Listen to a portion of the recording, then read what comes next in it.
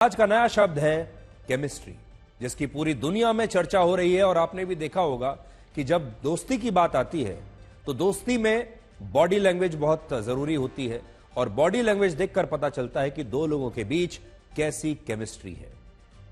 आज white house में राष्ट्रपति डोनाल्ड ट्रंप और प्रधानमंत्री मोदी के बीच इस साल की अब तक की सबसे बड़ी मुलाकात हुई। 78 वर्ष के राष्ट्रपति ट्रंप ने अपने से 4 साल छोटे 74 वर्ष के प्रधानमंत्री मोदी का ऐसा स्वागत किया कि पूरी दुनिया देखकर हैरान हो गई।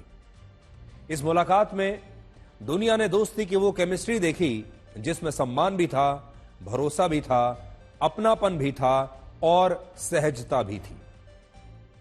जिस तरह से दो पक्के दोस्त एक लंबे अरसे के बाद एक दूसरे से मिलते हुए कहते हैं कि मैंने आपको बहुत याद किया और वो अपनी दोस्ती को कभी भूलते नहीं, बिल्कुल ठीक वैसे ही आज जब राष्ट्रपति ट्रंप ने 5 वर्षों के बाद प्रधानमंत्री मोदी को गले लगाया तो उनके पहले शब्द भी यही थे कि मेरे दोस्त, हमने आपको बहुत मिस किया। अंग्रेजी में उन्होंने कहा, we missed you a lot. और इस पर प्रधानमंत्री मोदी ने भी कहा कि आपसे दोबारा मिलकर बहुत अच्छा लगा। दोनों नेताओं की आखिरी मुलाकात 5 साल पहले फरवरी 2020 में हुई थी, जब राष्ट्रपति ट्रंप भारत आए थे और अहमदाबाद के नरेंद्र मोदी स्टेडियम में उन्होंने नमस्ते ट्रंप रैली को संबोधित किया था। और इन तस्वीरों को देखकर ऐसा लग रहा था कि यह मुलाकात ठीक उस कार्यक्रम के बाद हो रही है और अभी 5 साल बीते ही नहीं है। तो जो पुराने दोस्त होते हैं, पक्के दोस्त होते हैं, चाहे वो एक लंबे अंतराल के बाद भी मिलें, वो ऐसे मिलते हैं जैसे कल की बात हो, जैसे इतना लंबा समय बीच में आया ही नहीं है। एक दूसरे का अभिवादन करने के बाद राष्ट्रपति ट्रंप ने प्रधानमंत्री मोदी का परिचय अपनी नई टीम से करवाया। कहा कि मिलिए मेरी नई टीम से।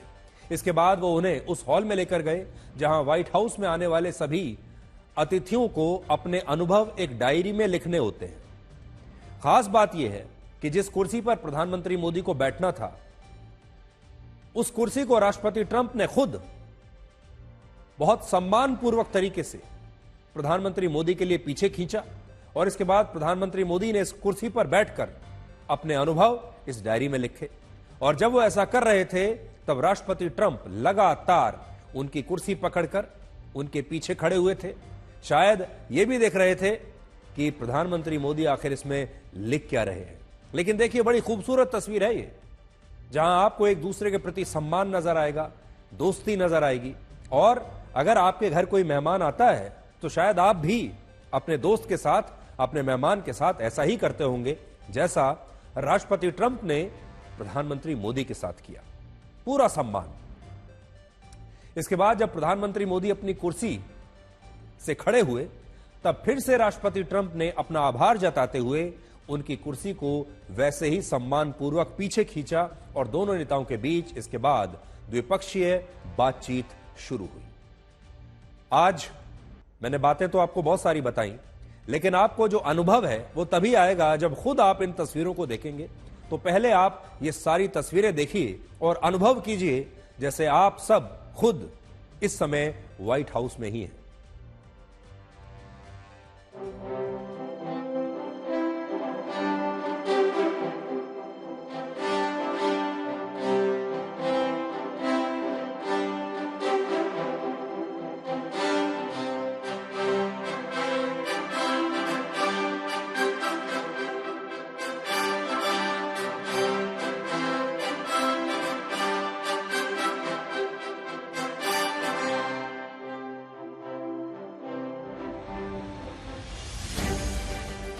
Let's do it again.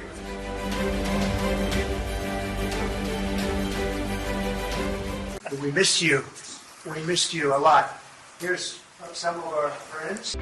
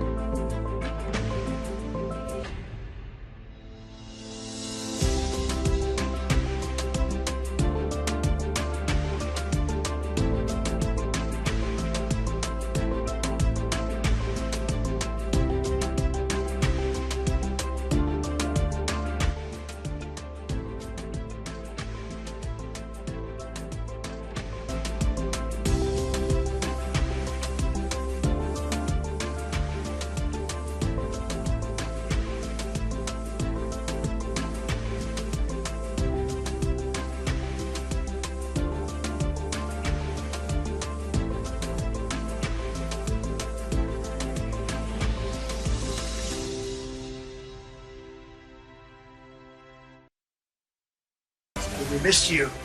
We missed you a lot. We missed you. We missed you a lot. We missed you. We missed you a lot. We missed you. We missed you a lot. We missed you. We missed you a lot. ये कहा Donald Trump ने प्रधानमंत्री मोदी को। सोचिए, ये हमारे देश का कितना बड़ा सम्मान है। और आज इन तस्वीरों को देखकर हमारे देश के विपक्षी नेता फिर भी शायद बहुत दुखी हो रहे होंगे। 20 जनवरी को जब डोनाल्ड ट्रंप ने राष्ट्रपति पद की शपथ ली, तब हमारे देश के कई विपक्षी नेताओं ने कहा कि अगर प्रधानमंत्री मोदी राष्ट्रपति ट्रंप के इतने ही पक्के दोस्त हैं, तो उन्होंने प्रधानमंत्री मोदी को अपने शपथ ग्रहण समारोह में बुलाया क्यों नहीं, न्योता क्यों नहीं भेजा। और हमारे देश के विपक्षी नेताओं ने एक नई कहानी गढ़ी और कहा कि अब यह दोस्ती वैसी नहीं रही जैसे पहले हुआ करती थी। इस बार डोनाल्ड ट्रंप बदल चुके हैं और अब प्रधानमंत्री मोदी और उनकी दोस्ती में वैसी बात नहीं है, अब ये वैसी पक्की दोस्ती नहीं है और इस बार डोनाल्ड ट्रंप का एक नया ही रूप देखने को मिलेगा।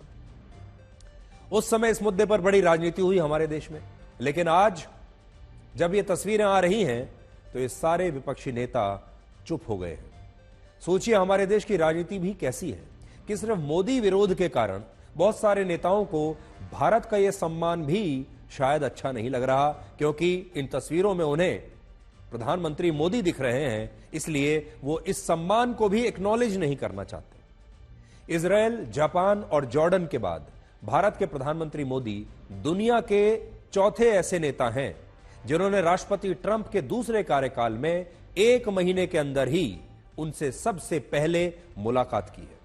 और इस मुलाकात के 2 बड़े पॉइंट्स थे, एक था दोस्ती का और दूसरा था डिप्लोमेसी का।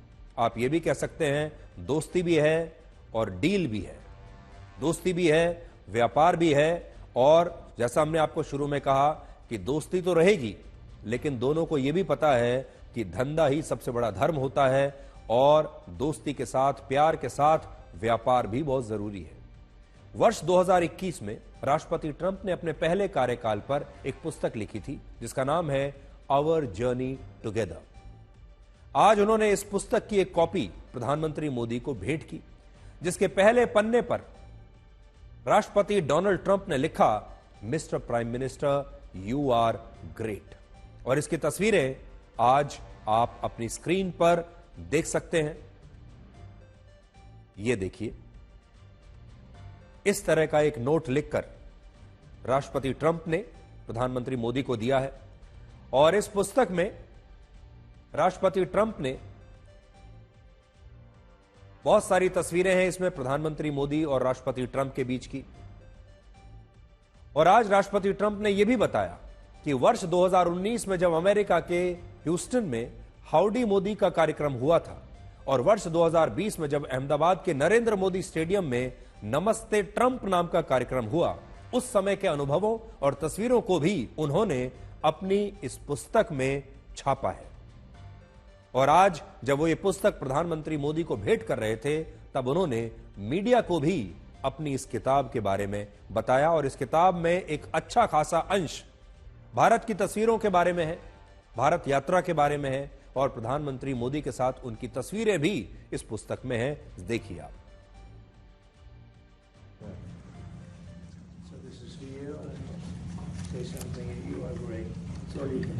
Thank you. Thank you. Thank you.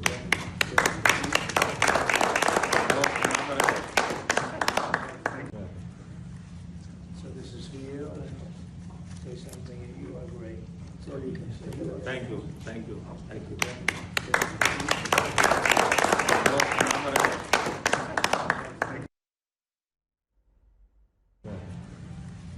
So this is for you. Say something. You are great. So you can say. Thank you. Thank you. Thank you.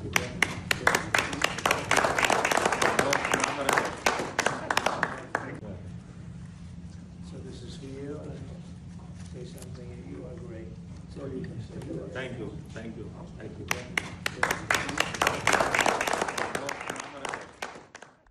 तो कह रहे हैं कि यह पुस्तक आपके लिए है और इस पुस्तक में मैंने लिखा है कि आप महान हैं।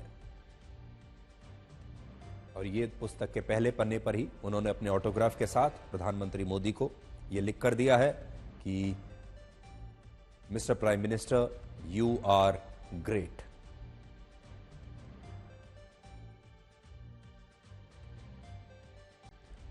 आज राष्ट्रपति ट्रंप और प्रधानमंत्री मोदी के भाषण में जो शब्द सबसे ज्यादा इस्तेमाल हुआ वो था दोस्त और दोस्ती।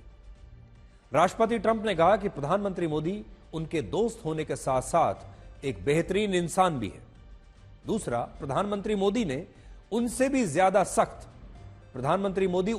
ज्यादा सख्त और बेहतर नेगोशिएटर है, नेगोशिएट करने वाले नेता हैं और इसमें प्रधानमंत्री मोदी का कोई मुकाबला नहीं। यानी वो ये कह रहे हैं कि he is a much tougher negotiator than me.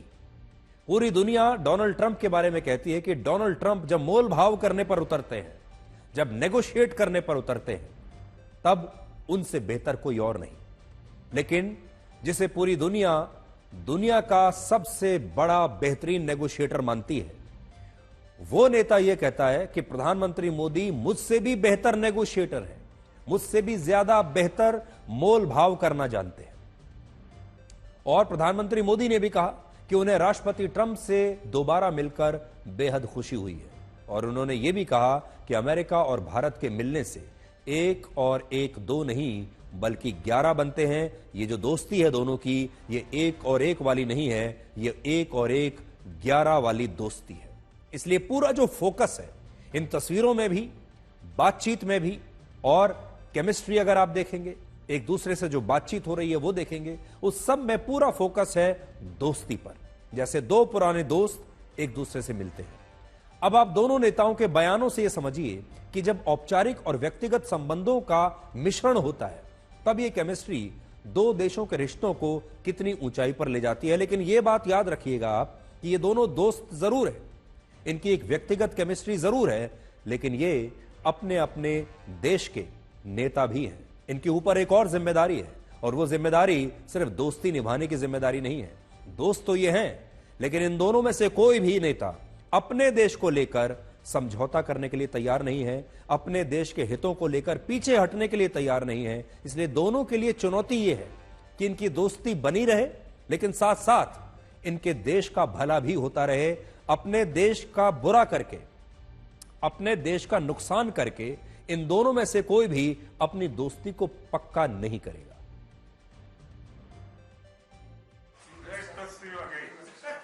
We missed you. We missed you a lot. He's doing a great job in India. Everybody talks about it. He's doing a really fantastic job. A great leader. Great leader. It's a great honor to have Prime Minister Modi of India. He is a great friend of mine for a long time. We've had a wonderful relationship. Oh, he's a much tougher negotiator than me, and he's a much better negotiator than me. There's not even a contest. Okay? मैं मेरे प्रिय मित्र राष्ट्रपति Trump को मेरे शानदार स्वागत और आतिथ्य सत्कार के लिए हार्दिक आभार व्यक्त करता हूं। राष्ट्रपति ट्रंप के पहले 4 वर्ष का मेरा जो अनुभव था, जो गर्मजोशी थी, जो उत्साह था, जो विश्वास था, वही गर्मजोशी, वही उत्साह, वही विश्वास के साथ हम फिर एक बार साथ मिलकर के आगे बढ़ेंगे। अमेरिका विश्व का सबसे पुराना लोकतंत्र, भारत विशाल लोकतंत्र, और इसलिए हम दोनों का मिलने का मतलब 1+1 2 नहीं, 1 और 1 11 होता है, और ये 11 की तख्ती वो ताकत विश्व के कल्याण के भी काम आएगी। मैं आपके इस भव्य विजय के लिए आपको बहुत बहुत बधाई देता हूं। You're smart. It's really an honor to see you, and you have been my friend for a long time, and congratulations on having done a great job. Thank you. Thank you very much. और अब से थोड़ी देर पहले America के राष्ट्रपति Donald Trump ने x पर एक पोस्ट किया है जिसमें उन्होंने लिखा है कि मैं प्रधानमंत्री मोदी का व्हाइट हाउस में दोबारा स्वागत करने पर बहुत खुश हूं, उन्होंने ऐसा लिखा है। और उन्होंने लिखा है कि there is truly a special bond between United States and India. दुनिया का सबसे पुराना लोकतंत्र और दुनिया का सबसे बड़ा लोकतंत्र, इन दोनों के बीच जो दोस्ती है, दोनों के बीच जो रिश्ता है, वो बहुत ही स्पेशल है, वो बहुत ही खास है। और ये वीडियो उन्होंने पोस्ट किया है व्हाइट हाउस की तरफ से, देखिए आप।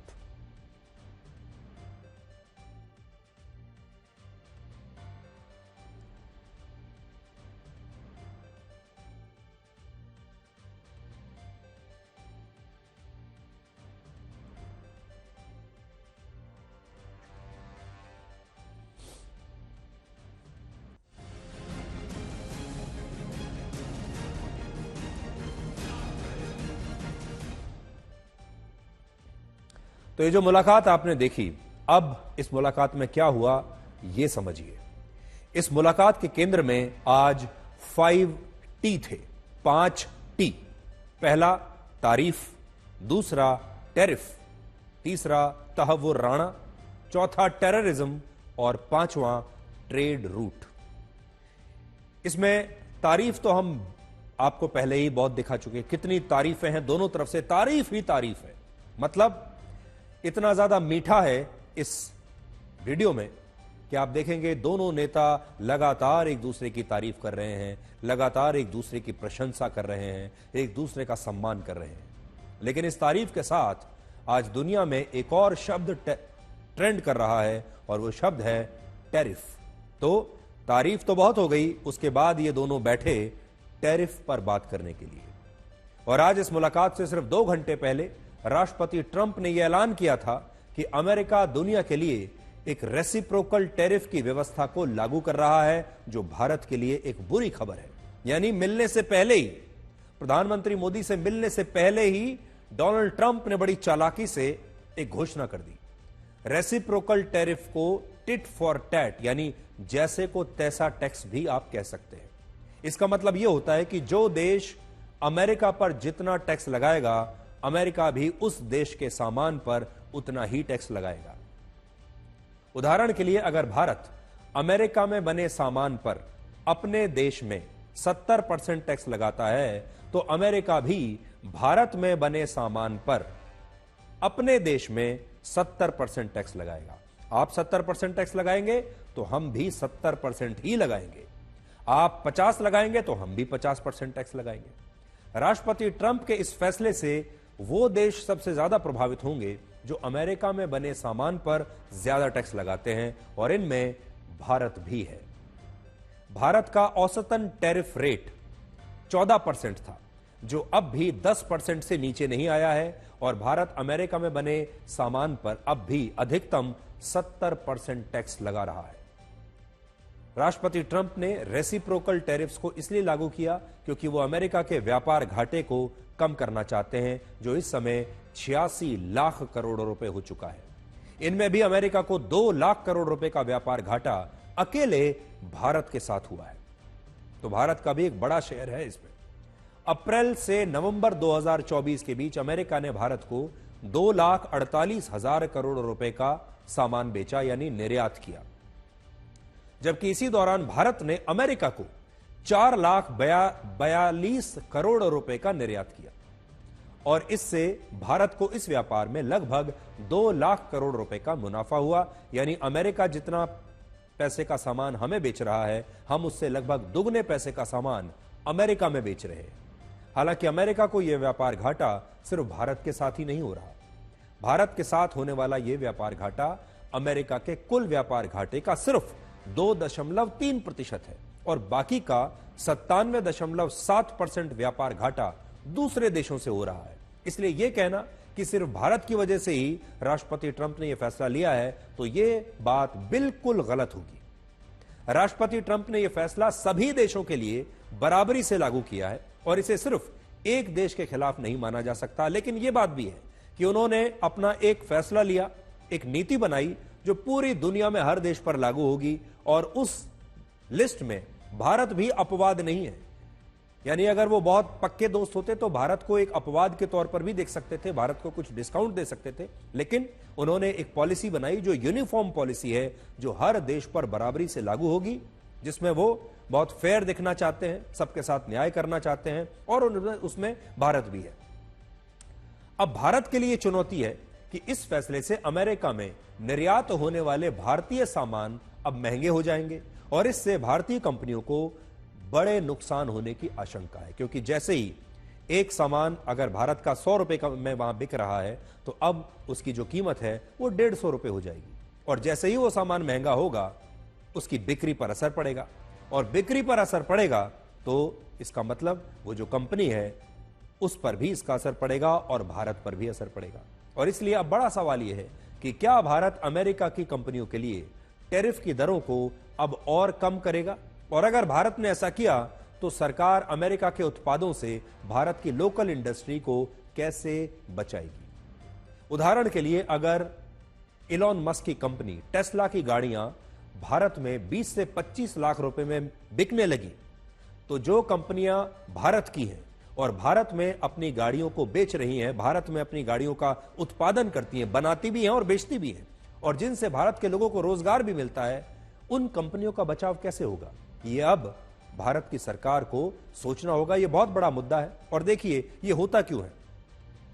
भारत की सरकार अपनी लोकल इंडस्ट्री को बचाने के लिए विदेशी सामान पर अतिरिक्त टैक्स लगाती है। यानी अगर भारत में बनी एक कार 10 लाख रुपए में यहां पर बिक रही है, वैसी ही उसी प्रकार की अगर विदेशी कार जो कि विदेश में बनी हुई है अगर भारत में आकर बिकती है तो उस पर टैक्स के साथ जो उसकी कीमत है वो लगभग 20 लाख रुपए हो जाती है। और भारत के जो लोग हैं वो 20 लाख रुपए में उस विदेशी कार को खरीदने की बजाय 10 लाख रुपए में मेड इन इंडिया कार को खरीदते हैं। लेकिन अगर आप सोचिए, अगर उतने ही पैसे में, अगर उसी 10 लाख रुपए में अमेरिका में बनी गाड़ियां या दूसरे देशों में, जर्मनी में बनी गाड़ियां भी यहां पर बिकने लगे और टेस्ला भी अगर आपको यहां 10 या 20 लाख रुपए में मिलने लगे और उस टेस्ला की कीमत भी भारत में बनी गाड़ियों के बराबर हो जाए, तो फिर शायद भारत के लोग टेस्ला खरीदने लगेंगे और भारत की गाड़ियों को खरीदार मिलने बंद हो जाएंगे। इसलिए भारत के अपने उद्योग को बचाना भी भारत सरकार की एक बड़ी जिम्मेदारी है। तो इस मुलाकात में टैरिफ के बारे में तो बात हुई, लेकिन साथ ही आतंकवादी तहव्वुर राणा पर भी एक बड़ा फैसला हो गया और अमेरिका ने इस आतंकवादी को अब भारत को सौंपने पर अपनी सहमति जता दी है। तहव्वुर राणा, आपको याद होगा, पाकिस्तान की सेना का वही मिलिट्री डॉक्टर है जिसने आज से 17 वर्ष पहले मुंबई के 26/11 हमले की साजिश रची थी और 17 साल से भारत को इस आतंकवादी की तलाश है। और अमेरिका ने इसे आज से 16 साल पहले वर्ष 2009 में गिरफ्तार किया था। यानी इस फैसले पर तालियां जो बजाई जा रही हैं वो तो ठीक है, अच्छी बात है, लेकिन हमें यह भी देखना होगा कि अमेरिका ने इस आतंकवादी को भारत को सौंपने में 16 साल लगा दिए। अब आप ये देखिए कि 16 साल के बाद इस आतंकवादी को जब हम ले भी आएंगे तो हमें क्या बताएगा। बड़ी बात यह है, अजमल कसाब के बाद तहव्वुर राणा दूसरा आतंकवादी होगा जिसे हमारे देश की अदालतें 26/11 के हमले के लिए सजा दे पाएंगी। आज राष्ट्रपति ट्रंप ने इसकी घोषणा करते हुए कहा कि अमेरिका और भारत इस्लामिक आतंकवाद के खिलाफ मिलकर पूरी ताकत से लड़ेंगे। Today I'm pleased to announce that my administration has approved the extradition of one of the plotters and one of the very evil people of the world, and having to do with the horrific 2008 Mumbai terrorist attack, to face justice in India. So he's going to be going back to India to face justice. आतंकवाद के उन्मूलन के लिए ठोस कार्रवाई आवश्यक है और मैं राष्ट्रपति जी का आभारी हूं। उन्होंने 2008 के जिसने भारत में नरसंहार किया, उस मुजरिम को अब भारत के हवाले करने का निर्णय किया। भारत की अदालतें उचित कार्रवाई करेंगी। अमेरिका ने इस आतंकवादी को हमें सौंपने का फैसला तो कर लिया, लेकिन आप खुद सोचिए, यह घटना हमारे देश में आज से 17 साल पहले हुई थी, मुंबई में जब आतंकवादी हमला हुआ था। 17 साल के बाद यह आतंकवादी हमें मिलेगा, हमारी सुरक्षा एजेंसियां इससे पूछताछ करेंगी, हमारी अदालतें इस पर मुकदमा चलाएंगी। मुकदमा चलने में और 5-10 साल लग जाएंगे, तब तक 17 साल के बाद शायद 27 साल बीत चुके हों। और आज अगर इससे पूछताछ भी होती है, कुछ जानकारी भी इससे अगर हम ले पाएंगे, तो वो जानकारी हमारे किस काम की होगी, क्योंकि 17 साल में तो सब कुछ बदल चुका है, बहुत पानी बह चुका है। ये अगर किसी का नाम भी लेगा अपने साथ, हो सकता है उनमें से न जाने कितने लोग तो आज इस दुनिया में भी नहीं होंगे। तो 17 साल के बाद अपने इस गुनाहगार को यहां पर लाना बधाई देने के लिए तो अच्छा है, तालियां बजाने के लिए अच्छा है, लेकिन अब भारत को इसका कोई फायदा नहीं होने वाला। यह भी बात उतनी ही सही है। और अमेरिका को अपनी गिरेबान में भी झांकना होगा कि अमेरिका ने इस आतंकवादी को हमें सौंपने में 16 साल कैसे लगा दिए, और अब यह आ तो जाएगा, पर असल में यह हमारे किसी काम का नहीं। आज वैसे भी वैलेंटाइंस डे है, और वैलेंटाइंस डे पर आप सोच सकते हैं कि यह राष्ट्रपति ट्रंप का भारत को शायद सबसे बड़ा गिफ्ट का ऑफर है जो वो आज के दिन भारत को देना चाहते हैं। राष्ट्रपति ट्रंप ने कहा है कि वो भारत को अमेरिका का सबसे आधुनिक और सबसे खतरनाक लड़ाकू विमान देना चाहते हैं, जिसे F-35 फाइटर जेट कहते हैं। और ये 5th जनरेशन यानी 5वीं पीढ़ी का लड़ाकू विमान है, 5th जनरेशन फाइटर जेट है। इस समय भारत के पूरे बेड़े में 5th जनरेशन का एक भी फाइटर जेट नहीं है, हमारे पास है ही नहीं। और हमने फ्रांस से जो राफेल लड़ाकू विमान खरीदे थे, वो भी 4.5 जनरेशन के हैं, 5th जनरेशन के नहीं है।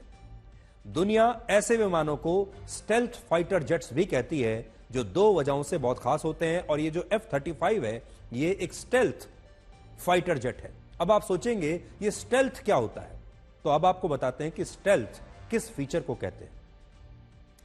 ये दुश्मन देशों के रडार से बचने में सक्षम होते हैं। तो बड़ी बात यह होती है कि जब फाइटर जेट दुश्मन देश की सीमा के अंदर प्रवेश कर जाते हैं, तो उनकी रडार इन लड़ाकू विमानों को पकड़ लेती है और इन पर हमला करती है, इन्हें मार भी गिरा सकती है। बड़ी चुनौती यह होती है कि आप दुश्मन देश की सीमा में गए, लेकिन रडार उस फाइटर जेट को पकड़ ना पाए। और ये जो स्टेल्थ टेक्नोलॉजी है, ये इन्हें सक्षम बनाती है कि अगर ये दुश्मन देश की सीमा में प्रवेश भी कर गए, तो रडार इन्हें पकड़ नहीं पाता। और ये इसलिए एक बहुत ही निर्णायक टेक्नोलॉजी होती है, इसीलिए इसे स्टेल्थ एयरक्राफ्ट कहते हैं। और दूसरा, इस तरह के जो विमान होते हैं, जो स्टेल्थ फाइटर जेट्स होते हैं, वो चोरी छिपे हमला करने के लिए इस्तेमाल किए जाते हैं। जैसे आपको याद होगा, भारत ने पाकिस्तान पर एक हमला किया था अपनी एयरफोर्स के जरिए। उस तरह के जो ऑपरेशंस होते हैं, उसमें ऐसे स्टेल्थ फाइटर जेट्स बहुत काम आते हैं। और इन्हें इस तरीके से डिजाइन किया जाता है जिससे इनकी ध्वनि या इनका शोर बहुत कम हो जाता है, और इसके कारण डिफेंस सिस्टम भी ऐसे फाइटर जेट्स को तमाम तरह के जो रेडार हैं और जो दूसरे जो चीजें हैं जो ऐसे फाइटर जेट्स को पकड़ सकती हैं, वो भी इन्हें पकड़ने में नाकाम हो जाते हैं। इस समय भारत के पास जो सबसे आधुनिक फाइटर जेट है, वो है रफाल। लेकिन रफाल में भी ये स्टेल्थ टेक्नोलॉजी नहीं है। दुनिया में सिर्फ 3 ही देश ऐसे हैं जो इस स्टेल्थ टेक्नोलॉजी के लड़ाकू विमानों को अभी तक बना पाए हैं। इनमें अमेरिका के पास F-37 है, रशिया के पास Su-57 है, और चीन के पास चेंगडू J-20 नाम का फाइटर जेट है। और ये तीनों ही स्टेल्थ एयरक्राफ्ट हैं। इनमें भी अमेरिका के F-35 का सक्सेस रेट सबसे ज्यादा माना जाता है, सबसे ज्यादा सफल माना जाता है ये, जो 80 से 90% के बीच हो सकता है।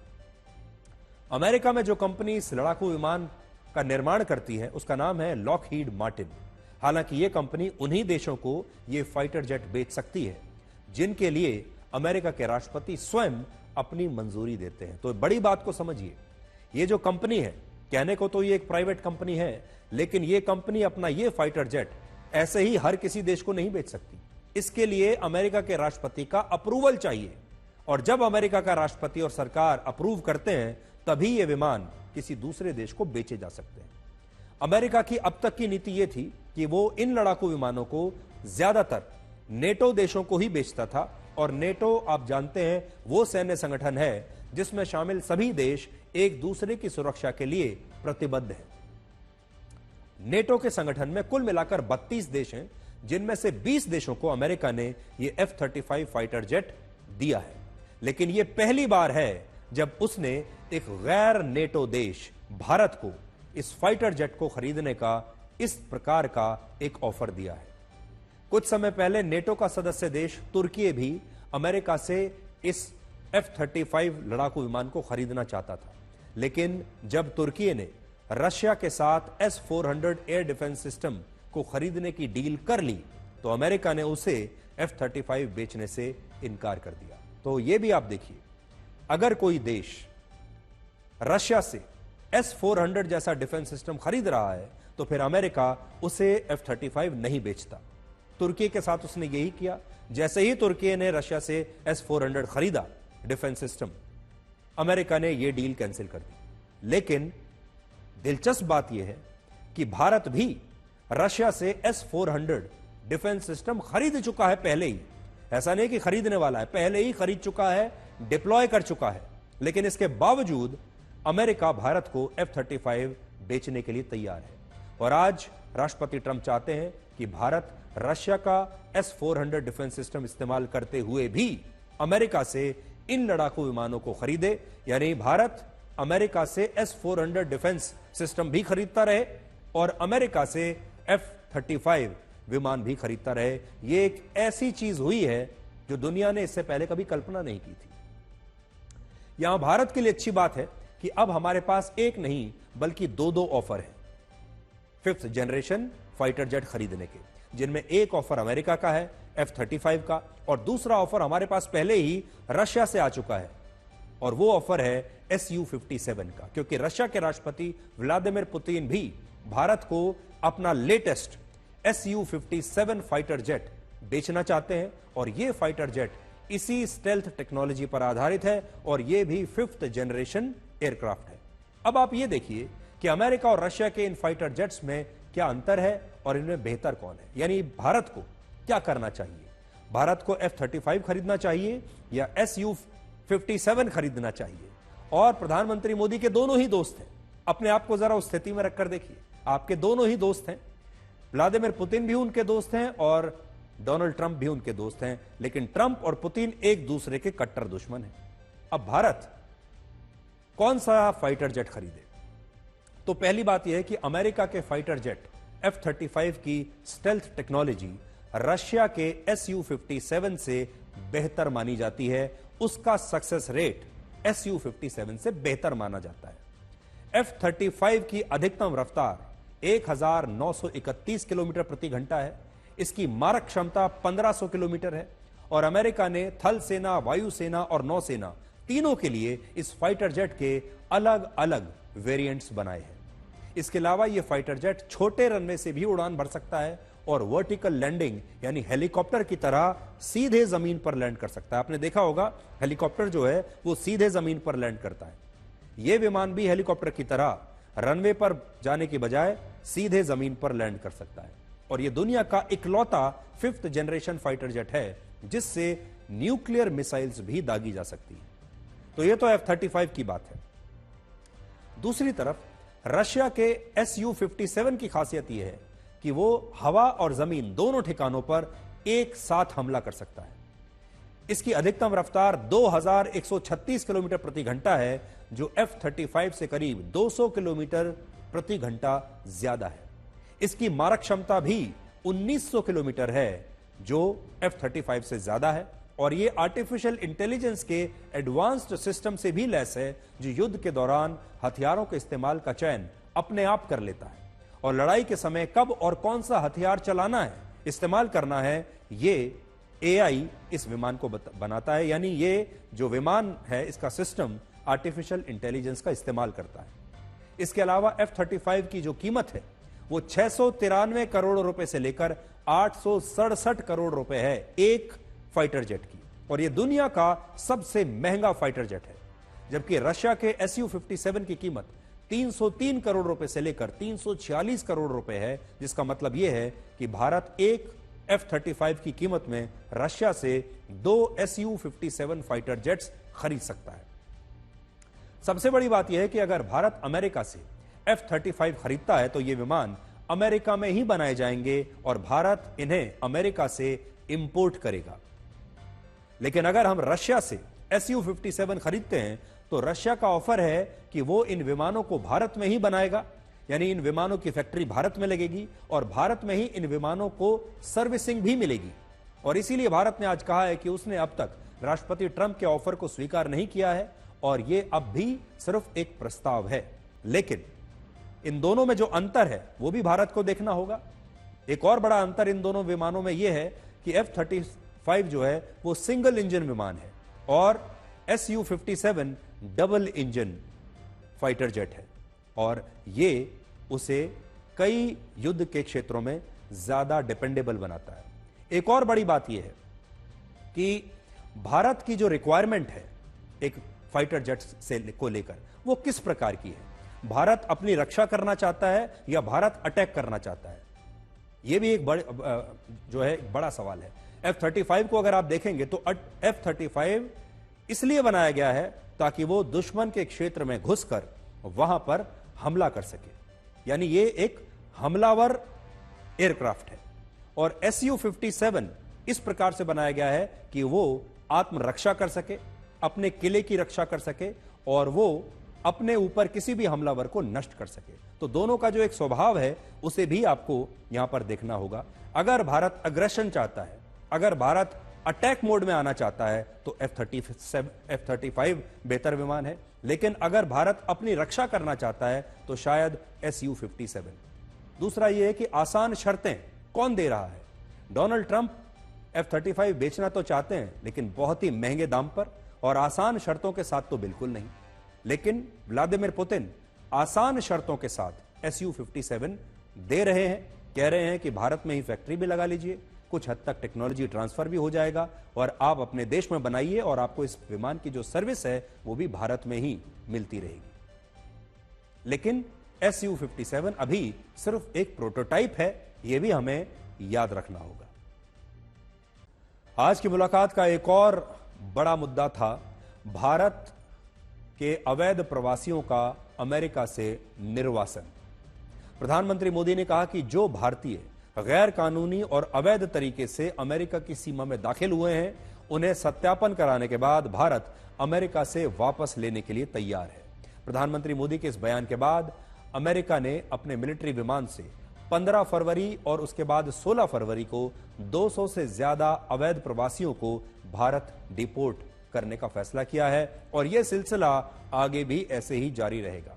अमेरिका का कहना है कि उसने पहले चरण में लगभग 18,000 अवैध प्रवासियों की पहचान की है जिन्हें वो भारत वापस भेजेगा और इसके बाद अमेरिका में रह रहे ऐसे 7 लाख भारतीयों को निर्वासित किया जाएगा। और भारत ने इन लोगों के निर्वासन को स्वीकार कर लिया है और भारत का कहना यही है कि वो घुसपैठ के खिलाफ है और अवैध प्रवास का समर्थन नहीं करता।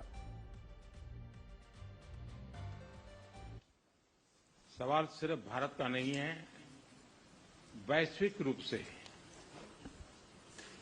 हम इस मत के हैं कि गैर कानूनी तरीके से जो लोग दूसरे देशों में होते हैं उनको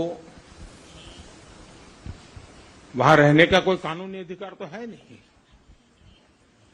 जहां तक भारत और अमेरिका का सवाल है, हमने हमेशा कहा है कि जो वेरीफाइड होगा, कि जो सच्चे अर्थ में भारत का ही नागरिक होगा, वो अगर अमेरिका में गैर कानूनी तरीके से रहता है तो उसको वापस लेने के लिए भारत तैयार है।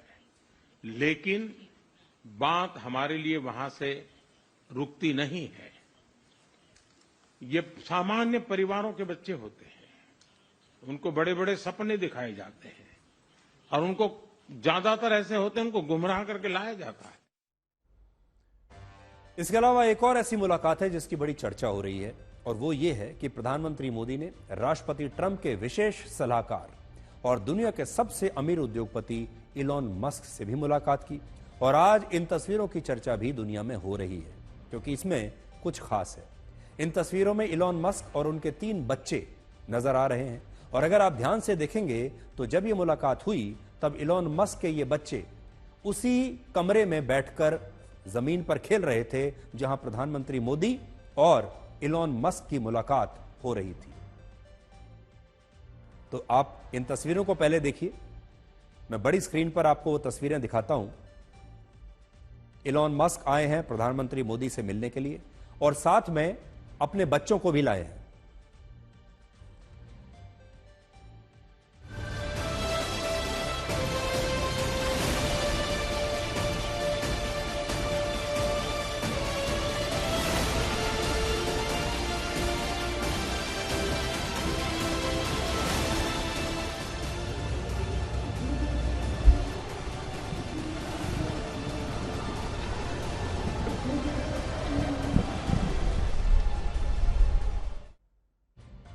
तो इलॉन मस्क ने अब एक नई तरह की राजनीति शुरू की है। आप ये तो जानते हैं कि वो एक बहुत मशहूर और सफल उद्योगपति हैं, लेकिन अब वो राजनीति में भी आ गए हैं और राजनीति भी उनकी एक अलग किस्म की है।